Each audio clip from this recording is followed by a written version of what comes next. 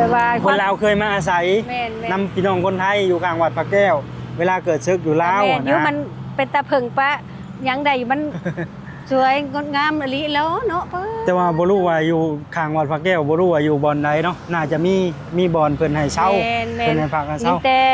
เพิ่นคาเพิ่นลือตะกี้พุ่นแล้วแม่ผู้เฒ่าเพิ่นว่าเนาะแต่มาเพิ่งอยู่ไทยทุกคอนโดบ่แบบว่าคนเช่าบ่ยังว่าบ่แม่นตึกคอนโดได้แม่ป้าดงามแฮงอีหลีแม่เอ้ยอันนี้คือตึกทหารหรือว่าตึกกระทรวงกลาโหมแม่เห็นยังบ่นายใช่วางเรียงรายอยู่นะนี่ปืนใหญ่นี่ปืนใหญ่นี่อันนี้ก็คูบ้านคูเมืองของคนไทยเป็นถือได้ไหมนี่เขาเห็นเขาก็กราบไหว้บูชาก็เป็นสิ่งที่ดีกับเขาที่เขายกมือไหว้เอาก็ได้แม่ขอพรเลยง่ายกับเขามาบ้านเพิ่นอาศัยบุญบารมีเพิ่นแม่ให้เพิ่นรักชมรักษาเนาะดีไม่แห้งสวัสดีนะครับพี่ๆตอนนี้ผมอยู่ที่ถนนสนามไซเนาะกะวันนี้ก็พาแม่นะครับจากฝั่งลาวนะครับมาเที่ยวที่นี่ครั้งแรกว่าเพิ่นสิตื่นเต้นขนาดไหนนะครับสบายดี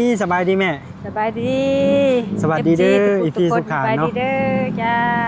สวัสดีจ้าแม่คิดว่าตอนนี้จะใช้แม่จักแม่บ่ฮู้บ่เคยมาอยู่บ่เคยมาจักเถื่อยืนอยู่พุ่นแล้วแม่ยืนอยู่พุ่นแล้วได้ยินอยู่เดี๋ยวพุ่นละข้างหลังน่ะงามแฮงบ่แม่งามฟ้าเด้องามอลิแล้วเฮ็ดงามดังสวรรค์สร้างแม่เอ้ยนะครับงามแฮงอลิกำแพงก็งามเนาะกำแพงเพิ่นสร้างไว้นะให้คิดแม่ดาวให้แม่ดาวแม่สิฮู้อยู่บ่นี่ว่าสิใช้บ่ฮู้ได้แต่กว้างใหญ่ได้แม่บ่ได้งามแต่ทั้งพุ่นทั้งพี่ก็ดูเอาถนนเพิ่นโล่งแบบจัดเป็นระเบียบไฟนะแม่ไฟตามถนนน่ะงามหลายเนาะพวกฟ้าแต่หุ่งเครื่องเหลืองแม่ไฟนะโอ้จะมันตาอึ้งแล้วเนาะจะแม่ยิ้มหอยแล้วงามแห้งอลีอันนี้คืออยู่ถนนสนามชัยเด้อแม่ถนนสนามชัยข้างหลังนี่อันนี้คือวัดพระแก้วบ่นี่อันนี้บ่กับคุณวานวัดพระแก้วขึ้นชื่อลือซาอันนี้บ่จะบอกว่าจบบ่งามเป็นบุญตาได้แม่จังได้เห็นนี่เป็นบุญอีหลีหลายสายยาวลีแล้วจังมาเห็นนี่งามแห้งแม่แก้วงามอันนี้บ่เติมมากลางคืนพอดีเนาะอันนี้บ่เพิ่นว่าว่าตะกี้เนาะไทยลาวเฮานี่ตะกี้เนาะไทยลาวเฮาแบบว่าเกิดศึกอยู่ลาวเนาะแบบว่าบัดนี้เจ้าชีวิตไทยลาวเฮาแล้วมาเพิ่งเพิ่นอยู่วัดกลางวัดพระแก้วอันนี้บ่ลูกเพิ่นว่านี่แม่หมายถึงว่าตะกี้เพิ่นเกิดศึกแม่นแล้วก็เกิดศึกอยู่ลาวแล้วก็คนลาวแม่นเพิ่นมาพึ่งพาอาศัยอยู่ข้างวัดพระแก้วอ๋ออันนี้บ่วัดพระแก้วอันนี้แหละแม่อันนี้แหละพี่ลูกอ่ะมันแม่นอีหลีบ่เพิ่นว่าแบบว่าคนลาวเคยมาอาศัยนำพี่น้องคนไทยอยู่ข้างวัดพระแก้วเวลาเกิดศึกอยู่ลาวนะอยู่มันเป็นตะเพิงปะยังใดมันสวยงดงามอลิแล้วเนาะแต่ว่าบ่รู้ว่าอยู่ข้างวัดพระแก้วบ่รู้ว่าอยู่บ่อนใดเนาะน่าจะมีบ่อนเพิ่นให้เช่าเพิ่นให้พักเช่าแต่เพิ่นคาเพิ่นลือตะกี้พุ่นแล้วแม่ผู้เฒ่าเพิ่นว่าเนาะแต่มาเพิ่งอยู่ไทยเพิ่งเจ้าชีวิตไทยอันนี้คือวัดพระแก้วที่ชาวต่างชาติมาเที่ยวหลายๆแม่คันมากลางวันก็สิฮ้อนๆหน่อยแต่เพิ่นมีอุโมงค์อยู่ตรงนั้นเพิ่นมีอุโมงค์ในถนนนี่มีอุโมงค์เลยแม่ทางลมนี้แม่นอุโมงค์หน้าพระลานแต่ว่าวันนี้เฮามาคำมันสิลงอุโมงค์ผู้จะขึ้นวัดบ่แม่นผ่านอุโมงค์เย็นๆแล้วก็จังเข้าไปวัดแต่ว่าวัดพระแก้วนี่มันอยากเห็นเนาะเสียดายต้องมีบุญแล้วก็มีบุญแล้วก็มีเงินพร้อมได้แม่บุญบ่ฮอดเนาะมีบุญแล้วก็มีเงินพร้อมได้แม่ถือว่าแม่บุญบ่ฮอดเนาะมื้อนี้นะเพราะว่าวัดอื่นเพิ่นก็เข้าฟรีแต่ว่าวัดพระแก้วนี่500 บาทได้แม่โอ้ย500กะถึงโมทนาทานซ่านแต่ว่าเสียแต่มันค่ำมื้อนี้นะแม่ย้ายเนี่ยบ่ได้ย่านว่าก็ว่าง่ายๆก็บุญฮอดซ้ำนี่เนาะแม่บุญฮอดซ้ำนี่บุญฮอดซ้ำนี่ก็เอาซ้ำนี่เนาะแต่ว่างามแฮงอีหลีได้มาเห็นซ้ำนี่ก็ดีใจบ่แม่แม่ก็บ่ได้ว่ามีเงินหลายมีหยังก็พอได้เขาไปโม้ไปทานอยู่ดอกรวยแต่ว่าพอเขาได้อยู่ดอกจำ500นะบุญบ่ฮอดยอดบ่เกี่ยวเลยเนาะแม่นนี่แหละเพิ่นว่าบุญบ่ฮอดยอดบ่เกี่ยวแสนสิพันกับเรามาเพิ่นว่าบ่ได้เข้าไปหลายที่หลายทางเนาะงามแฮงเลยก็เบิ่งแม่นี่ป้าแต่สะอาดงามตาเนาะนี่สะอาดงามตาอันนี้นะเห็นบ่ถนนหนทางกับปุ้ยเนาะอันนี้น่าจะเป็นรถเจ้าหน้าที่ แม่น ถึงจะมาได้ แม่นติโต เบิ่งเพิ่นเฮ็ดทั่วกั้นไว้แบบปลอดไฟเนาะแม่เนาะแบบโอ้ยลูกนี่มาเห็นไฟตามถนนเพิ่นนี่แม่เอ้ย แม่น อ่า ขักหลายเนาะ พุ่งเรื่องไปเบิดฝนก็กำลังจะตก แม่นมืดว่า แต่เฮามาได้เวลาประมาณนี้มันสิงามไปแบบ เนาะพอดีงามมัน ไฟ ชนละบดแปลว่ามันบ่ภาพแปลว่าภาพแดดมันก็มืดแสงแดด แม่ แสงหยังแหละ เย็น เนาะ พร้อมภาพเป็นใจ โทรศัพท์อันนี้ ไปเดินไปทางพุ่นแม่ ไปลูกหลานไป งามแห้งอีหลีถ้าแม่นได้เข้าไปนี่ก็โอ้ยนะแม่เป็นบุญอีหลี นี่ก็แม่นนะวัดอันยังอันนี้นะ อันนี้คือเพิ่นเป็นศาลหลักเมืองนะแม่ โอ้ ศาลหลักเมืองก็คือ แต่ ถ้าแม่นบ้านเฮาก็รักบ้าน โอ้ คู่บ้านคู่เมือง เพิ่นแปลว่าคุ้มครองเนาะ แม่น แบบอนุรักษ์ไว้คุ้มคร อัน อ นี้ ง เพิ่น ป ก็ ระเทศเพิ่น ถ้าเฮามากลางวันก็มาทำบุญในศาลหลักเมืองนี่ได้ ก็คือเพิ่นเป็นรักเมืองนั่นแหละ แม่น แม่นบ้านเฮาก็มีรักบ้านคือกัน แม่นคุ้ม แต่เพิ่น ค ก็ รอง สิมี แบบว่า เสา รักชมรักษา เสาที่เป็นหลัก อยู่ดีมีแฮงประเทศคุ้มครองเพิ่นจังกัน แม่ เนาะ นอยู่ในนี่แหละแม่ โอ้แบบบ้านเฮาโอ้ยแต่ว่าแม่บ่ได้เข้าก็ซ้ำนี่ก็แบบว่าถือบุญหน่อยก็ยามันซ้ำนี่ก็ว่าถือว่าบุญครึ่งหนึงเลยเนาะบุญ เดี๋ยวไปเห็นตรงนั้นแม่สิตะลึงอีกแล้วแม่ตัวนี้ก็งามแฮงอีหลีข้างหน้านั่นมันสิมีปืนใหญ่แม่ปืนเก่าแก่ข้างหน้านั่น โอ้เออ ก็เห็นถนนบ้านเพิ่นเนี่ยเปิดไฟไว้เนี่ยโอ้ งาม เว แต่ ลาประ เนาะ มาณนี้งาม จะผัดงามแท้ เมื่อนี้เพิ่นมาถ่ายรูปเวลาประมาณนี้นะ งามแดดก็บ่มีเนาะ แม่น อยู่แบบคือความเจริญเราเลยเบิ่งหั่น มากลางคืนก็สำกลางวันเลยได้แม่เบิ่งไงไฟเพิ่นปลายางอ้อยยางไฟแม่ยาง ตู นี่ตรงนี้มันก็เป็นศาลหลักเมือง บ้านเฮาก็รักบ้าน บ้านเฮาก็รักบ้านคุ้ม แม่น ครองแบบว่าอายุดีมีสุขเนาะ แม่นแล้วแม่สิ่งศักดิ์สิทธิ์ แม่น คู่บ้านคู่เมือง โอ้มีกูบ้านโอ้ยขอบใจอุดมสมบูรณ์ เจ้าหน้าที่เพิ่นบ่ได้ให้หยังเฮาเลย เออ มีแต่ให้ความสะดวก แม่น เพิ่นบ่ได้ถามอะไรหยัง ไปใช้กะไปง่ายมาง่ายเนาะ แม่นถ้า บ่ เฮา ได้ของได้ค่าแบบว่า ถ้าเฮาบ่เฮ็ดผิดบ่มีพิรุธอีหยัง แม่น ผลสนแม่ตึกงามบ่แม่ อุ้ยตึกผู้ใดอันนั้นตึกแบบว่า แม่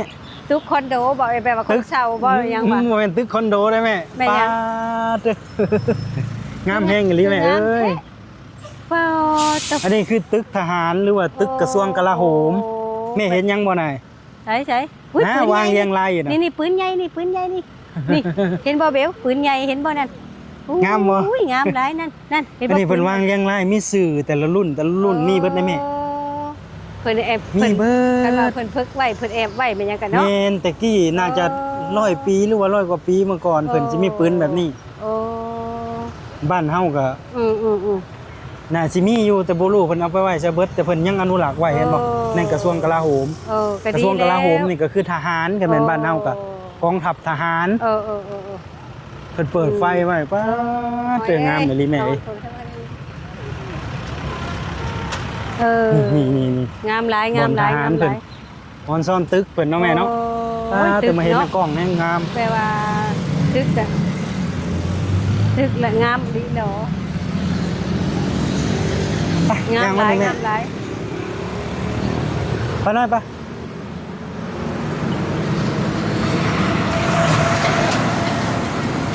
งามหลายเนาะเออ ตะกูบ้านกูเมืองของคนไทยเป็นถือได้ไหมนี่เฮาเห็นเฮาก็กราบไหว้บูชาก็เป็นสิ่งที่ดีกับเฮาที่เฮายกมือไหว้เอาก็ได้แม่ขอพร ดี เลย ๆเองคุ้มครองเด้อ ก็เป็นสิ่งที่ดี คุณพระคุณเจ้าคุ้มครองเจ้าชีวิต เฮามาก็ง่ายๆก็เฮามาบ้านเพิ่นอาศัย แม่น บุญบารมีเพิ่นแม่ ให้เพิ่นรักชมรักษาเนาะ เอามาเฮ็ดแล้วก็แม่น อยู่ดีไม่แห้งพระ เฮา คุ้ ก็ ม กราบ ครอง ไหว้ เด้ เพิ่ อน ค่ะ เป็นสิ่งที่ดีสำหรับเฮา แม่นเพิ่นคุ้มเพิ่นครองแล้วว่าอยู่ดีไม่แห้ง ป้าเจ้าแม่ โอ้ ปืน ปืนนี่บ่ได้ปืนนี่ ผู้เพิ่นสร้างเพิ่นเฮ็ดได้เพิ่นเฮ็ดแบบว่าคือคักคือแน่เนาะแต่ว่าตะกี้แต่ว่ามาสมัยซำรุ่นลูกรุ่นหลานก็ยังได้เบิ่งได้แย แม่ ง เคยเห็นบ่แบบนี้ปืนเนี่ย บ่ อ๋อยังเราเคยเห็นแต่บ้านเฮา คันเว้าแล้วเพิ่นก็อนุรักษ์ไว้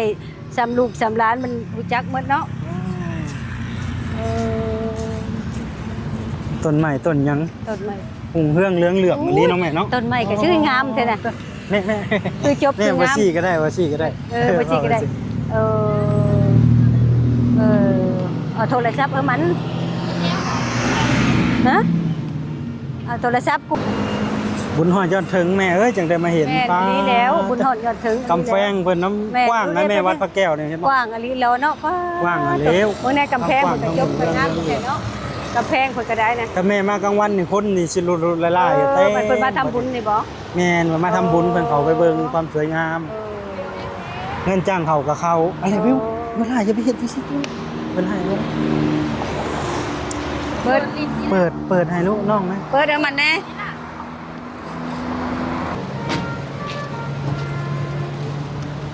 เห็นบ่แม่ทั่วนักท่องเที่ยวเพิ่นยังมาอยู่เห็นบ่ค่ำมืดแล้วก็ยังมาเบิ่ง เนาะเพิ่นก็ยัง เออเพิ่นไปเห็นทหาร เนี่ย ทหารเพิ่นเป่าอีหยัง เพิ่นเป่าอีหยังอันนั้นน่ะ บ่รู้ว่าเพิ่นซ่อมอีหยัง อ๋อ หรือว่าเพิ่นสิเปลี่ยนเวรบ่ อ๋อ ก็บ่แน่ใจ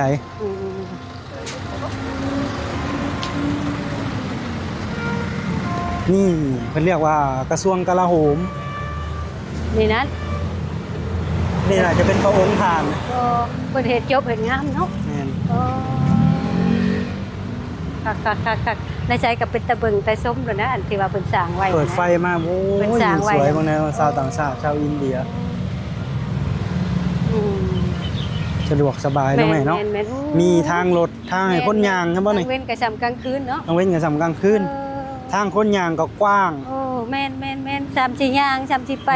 รถแลย่างรถไปบ่หนึ่งคนย่างบ่หนึ่งเนาะ ปืนมีหลายกระบอกบ่แม่ ก็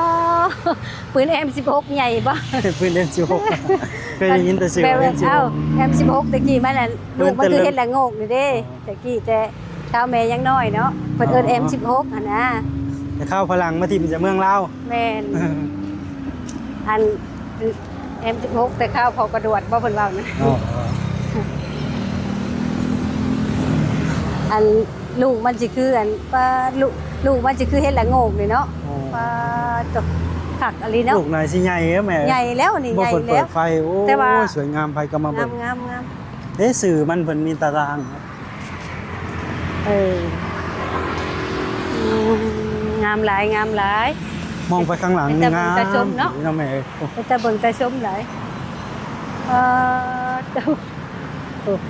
ปืนใหญ่เลยนะแบบแต่ว่าเพิ่นก็บ่ได้ใช้ดอกเนาะแต่ว่าเพิ่น อันนี้เป็นสถานที่ที่ว่าสำคัญอีหลีได้แม่